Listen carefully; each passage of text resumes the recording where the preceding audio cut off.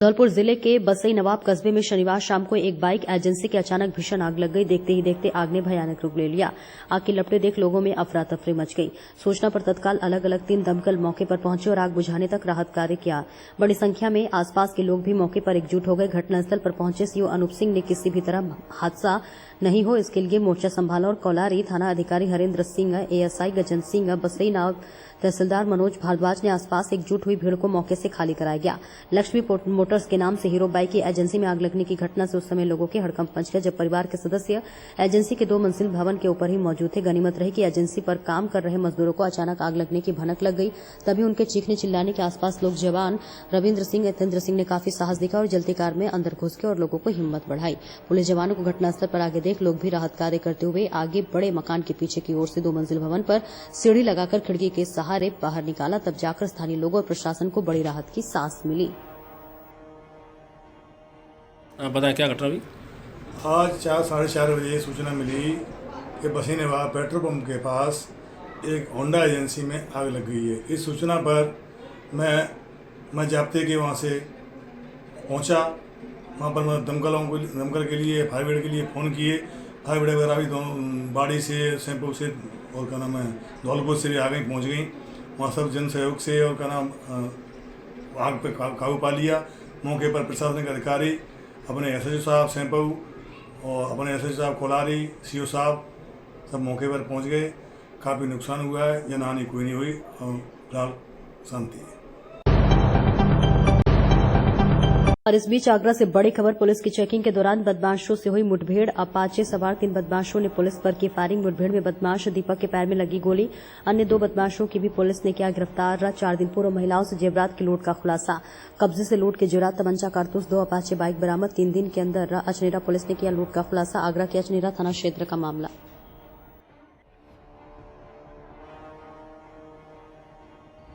प्रतिदिन की भांति आज रात्रि में चौकी 11 क्षेत्र में बैरियर चेकिंग की जा रही थी। इसी दौरान 2 अपाचे बाइक सवार 3 व्यक्ति चेकिंग के दौरान रोकने पर बाइक बहुत तेजी से दौड़ाने लगे।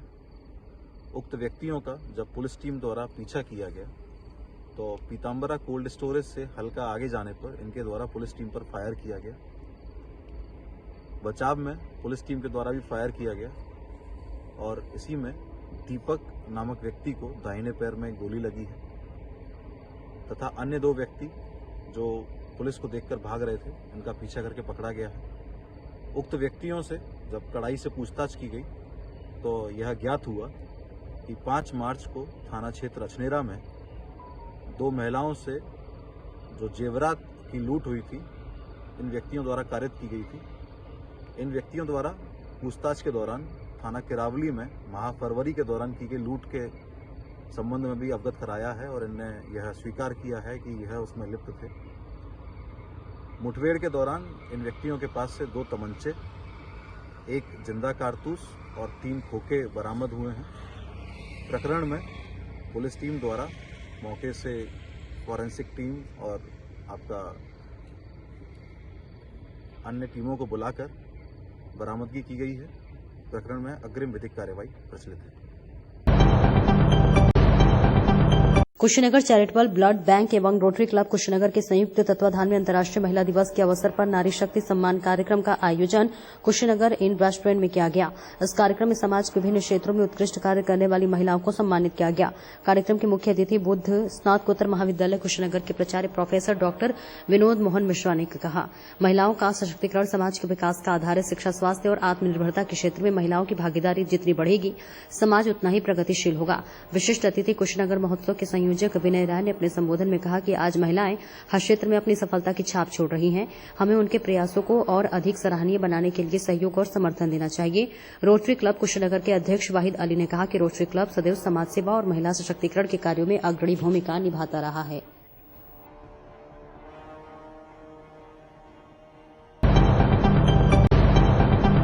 राजस्थान के पूर्व मुख्यमंत्री और भाजपा की राष्ट्रीय उपाध्यक्ष वसुंधरा राजे सिंधिया का जन्मदिन शनिवार को उनके समर्थकों और कार्यकर्ताओं भाजपा पदाधिकारियों की ओर से राज्य के निज निवास राजनिवास पैलेस धौलपुर में केक काटकर धूमधाम और हर्षोल्लास के साथ मनाया गया। इस दौरान भगवान से राज्य के अच्छे स्वास्थ्य और लंबी उम्र की कामना की गई। साथ ही कार्यकर्ताओं की ओर से बम पटाखे फोड़कर राज्य के जन्मदिन की खुशियां मनाई गई। इससे पूर्व पैलेस में समारोह का आयोजन किया गया, जिसमें बड़ी संख्या में भाजपा पदाधिकारी, कार्यकर्ता और समर्थक शामिल हुए। इस दौरान विभिन्न वक्ताओं ने समारोह को संबोधित करते हुए कहा कि वसुंधरा राजे ने धौलपुर में काफी विकास कराया। पूरे देश में उन्होंने धौलपुर का नाम गौरवान्वित किया, इसलिए आज भी लोग उन्हें दिल से महारानी कहकर बुलाते हैं। साथ ही वक्ताओं ने पूर्व मुख्यमंत्री वसुंधरा राजे के लंबी उम्र की कामना की है।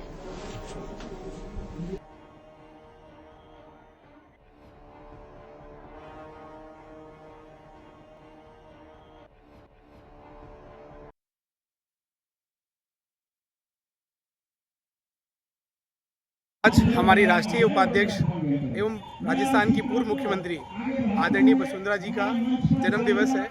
इसके उपलक्ष्य में धौलपुर जिले के समस्त कार्यकर्ताओं के द्वारा आज धौलपुर सिटी पैलेस में उनके जन्मदिन का आयोजन किया जा रहा है। सभी कार्यकर्ताओं में उत्साह है और धौलपुर जिले के सभी ब्लॉकों में यहाँ के देव स्थानों पर पूजा अर्चना की गई है। यहाँ पे लोगों ने मिठाइयाँ बांटी हैं। यहाँ लोगों में इतनी खुशी है कि सभी कार्यकर्ता एक मंच पर बैठकर महारानी साहब के जन्मदिन को एक भव्य बना रहे हैं और ईश्वर से कामना कर रहे हैं उनका स्वास्थ्य स्वस्थ रहे। सीतापुर में पत्रकार राघवेंद्र वाजपेयी की हत्या के विरोध में शाहजहांपुर के पत्रकारों ने धरना प्रदर्शन किया, चक्का जाम किया और पैदल मार्च निकाला। पत्रकारों की मांग है कि हत्या करने वाले आरोपियों का एनकाउंटर किया जाए और पीड़ित परिवार को 1 करोड़ का मुआवजा दिया जाए। साथ ही पत्रकार सुरक्षा कानून की भी मांग की गई है। पत्रकारों ने चेतावनी दी है कि अगर हथियारों के खिलाफ ठोस कार्रवाई नहीं की गई तो फिर पत्रकार उग्र प्रदर्शन करने को मजबूर होंगे। दरअसल सीतापुर जिले में पत्रकार राघवेंद्र वाजपेयी की दिन दहाड़ी गोली मारकर हत्या कर दी गई थी। पत्रकार की दिन दहाड़ी हत्या के बाद शाहजहांपुर में पत्रकारों में भारी रोष है। आज जिले भर के पत्रकारों ने धरना प्रदर्शन किया और सुदामा चौराहे पर चक्का जाम किया।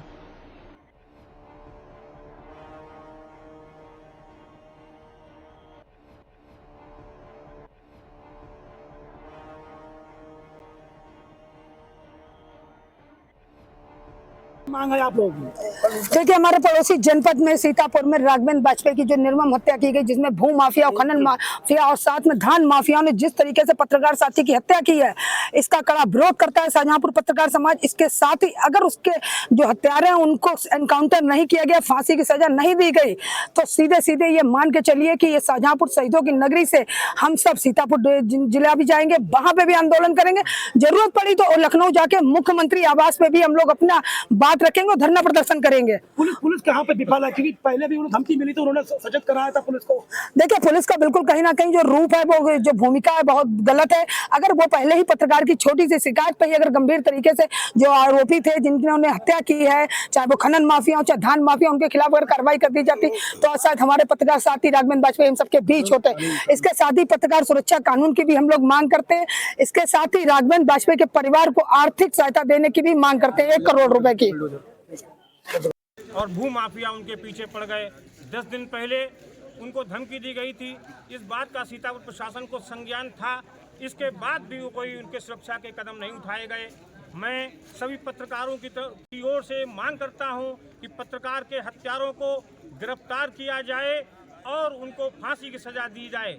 ये पत्रकारों की यदि इसी तरह से हत्याएं होती रहेंगी तो हमारी कलम पर अंकुश लगेगा। हम चाहते हैं कि योगी सरकार इस मामले में निष्पक्षता से कार्रवाई करे और संभव हो तो उनका एनकाउंटर भी किया जाए, जैसा कि सरकार करती है।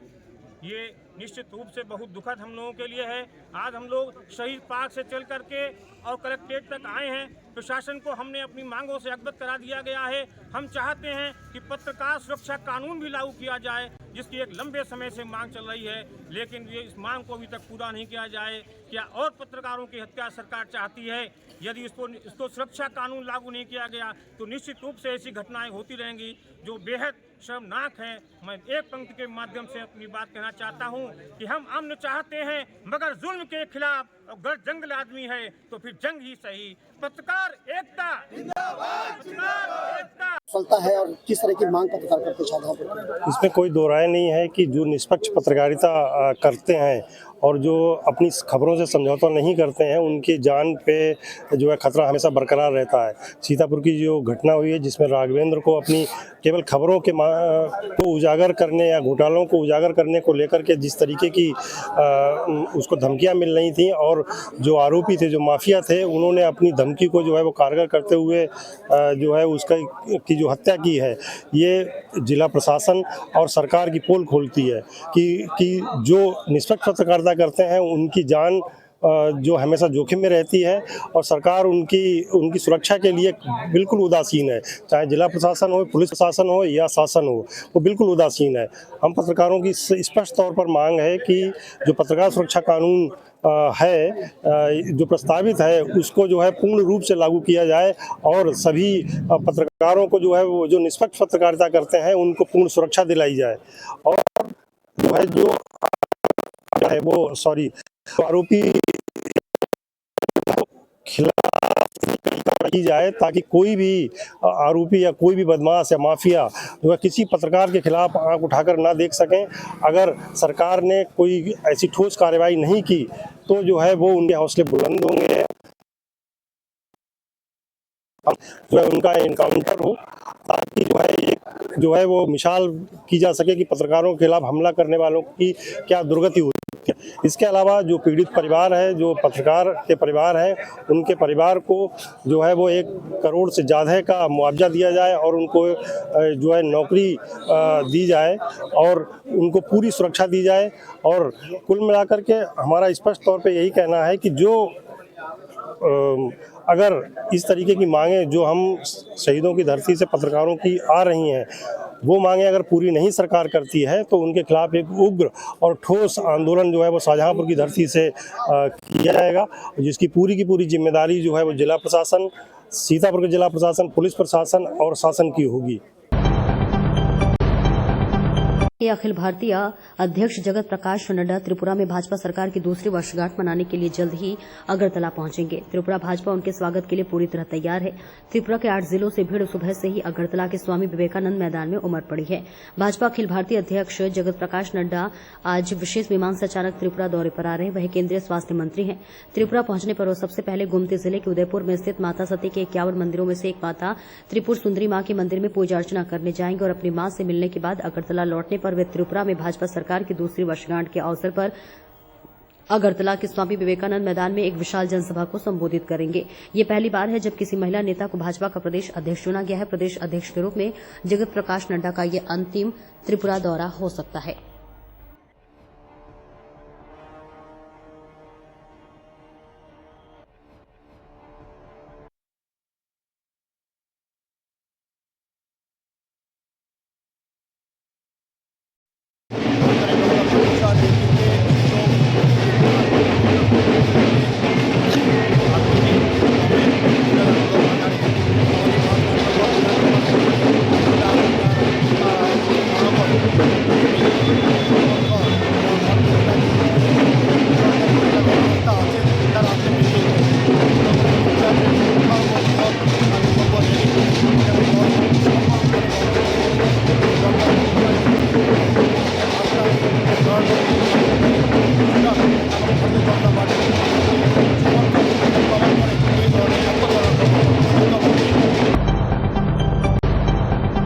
जनपद के थाना हाईवे क्षेत्र में आज सुबह थाना हाईवे पुलिस एवं एसटीएफ टीम की एक कुख्यात अंतर्राज्यीय बदमाश से मुठभेड़ हो गई।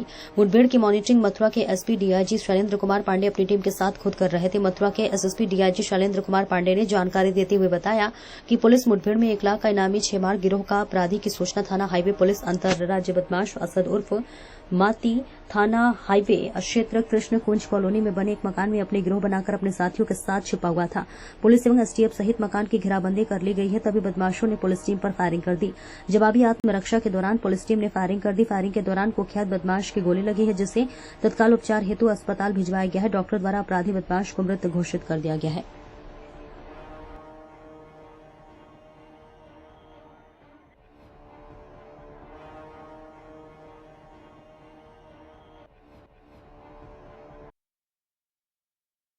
मुखबिर से सूचना प्राप्त हुई थी कि छैमार गिरोह का कुख्यात अपराधी, जिस पर 1 लाख का इनाम भी है, जिसका नाम फाती है, वो अपने 3 अन्य साथियों के साथ थाना हाईवे क्षेत्र के एटीबी से महोली गांव जाने वाली सड़क के कृष्णा कुंज कॉलोनी के पास के एक मकान में देखा गया है।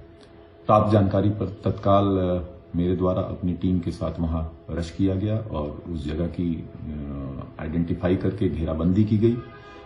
घेराबंदी का पता चलते ही देखते ही उन अपराधियों ने अंधाधुंध पुलिस टीम पे फायरिंग की और आत्मरक्षार्थ जवाबी कार्रवाई में एक अपराधी घायल हुआ, जिसे तत्काल पुलिस टीम द्वारा इलाज हेतु अस्पताल ले जाया गया, जहां उसे मृत घोषित किया गया। शेष अपराधी वहां से फरार हो गए। उनके लिए अभी भी पुलिस टीम कॉम्बिंग कर रही है। ये जो अपराधी मृत हुआ उसकी पहचान फाती उर्फ कदीम के रूप में हुई। ये जनपद हापुड़ के गढ़मुक्तेश्वर का रहने वाला है और इस पर देश के विभिन्न कोनों में लगभग 3 दर्जन से ज्यादा मुकदमे इसके ऊपर हैं। इसका अब तक का आपराधिक इतिहास जम्मू कश्मीर, पंजाब, राजस्थान और उत्तर प्रदेश के विभिन्न जनपदों का मिला है। शेष आपराधिक इतिहास के बारे में भी जानकारी की जा रही है। आगे इसमें जो विधिक कार्रवाई है वो प्रचलित है।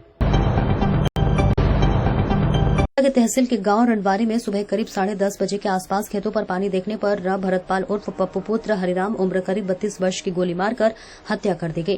मृतक के भाई कल्लू पहलवान ने जानकारी देते हुए बताया कि उसका भाई भरतपाल खेतों पर पानी को देखने के लिए गया था। तभी गांव के ही रहने वाले कुंवरपाल शेरो ईश्वर पुत्र गिरिराज निवासी रंडवारी ने किसी रंजिश को लेकर उसमें 2 गोली मार दी, जिससे कि उसकी मौके पर ही मृत्यु हो गई। वहीं मृतक की 3 छोटी छोटी लड़कियां तथा एक छोटा बेटा भी है, जिनका रो रोकर बुरा हाल है। गोलीकांड की घटना को सुनकर ग्रामीण घटनास्थल पर एकत्रित हो गए। मौके पर पहुंची छाता पुलिस ने गांव वालों को समझाकर परिजनों को और शव को थाने पर ले आई, जहां पर ग्रामीण और परिजनों ने छाता पुलिस पर 2 घंटे देरी से पहुंचने का आरोप लगाया। वहीं गोलीकांड करने वालों में कुंवरपाल ने छाता थाने पहुंचकर सरेंडर कर दिया। वहीं पुलिस ने पंचनामा कर शव को पोस्टमार्टम के लिए भेज दिया है।